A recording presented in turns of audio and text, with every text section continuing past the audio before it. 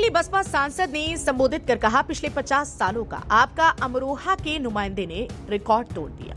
संसद से लेकर पार्लियामेंट तक क्षेत्र से जुड़े हर मुद्दे पर आवाज बुलंद की है। अमरोहा लोकसभा में आपने जब मुझे अपना नुमाइंदा चुनकर संसद में भेजा, तभी से लगातार संसद सत्र के चलते कोई दिन ऐसा नहीं जाता जो आपका ये नुमाइंदा आपकी आवाज को ना उठाता हो।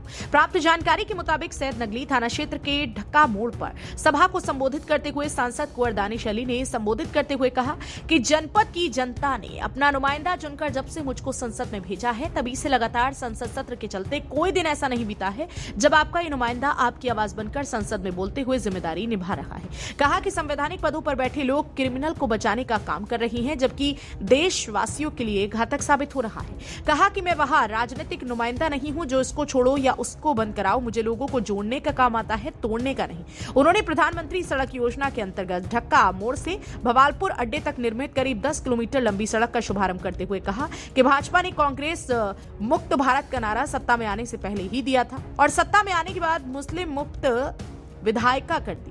उन्होंने कहा कि क्रिमिनल तो क्रिमिनल होता है, लेकिन आज संवैधानिक पदों पर बैठे लोग उसमें भी हिंदू मुस्लिम तलाशते हैं।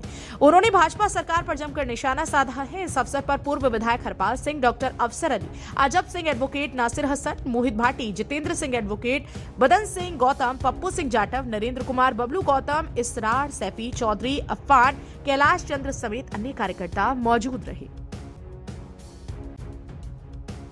यहाँ पर एक 10 किलोमीटर की सड़क का लोकार्पण किया जो प्रधानमंत्री ग्राम सड़क योजना के तहत बनवाई थी हमने।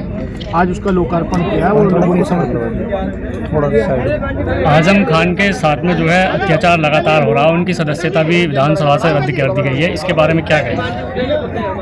देखिए, हमने तो कह दिया, हमने पहले भी कह दिया था कि बीजेपी जो है वो नारा उन्होंने दिया था कि कांग्रेस मुक्त भारत,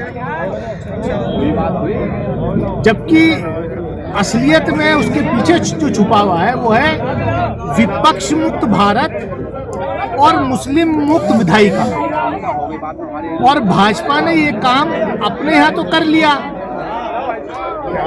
बीजेपी की पार्लियामेंट्री पार्टी में अब एक भी मेंबर नहीं है संसदीय दल में,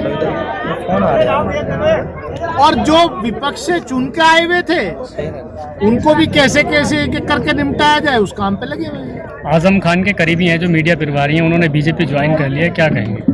देखिए, कौन किसका करीबी और कौन क्या पार्टी ज्वाइन करता है उस पर मैं कौन होता हूँ टिप्पणी करने वाला। मेरा तो जिनके बारे में आप पूछो उनसे भी कोई ऐसा ताल्लुक नहीं है।